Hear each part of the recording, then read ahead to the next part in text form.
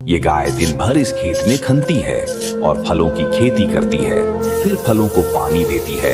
धीरे धीरे फल बड़े होने लगते हैं। फिर गाय बाजार में फलों को बेचने जाती है, लेकिन तभी ये हरामी बंदर गाय को परेशान करने लगते हैं और फलों को सड़क पर फेंक देते हैं। फिर चैनल को सब्सक्राइब करो। गाय रोते हुए पुलिस को फोन करती है और थोड़ी देर में पुलिस आती है।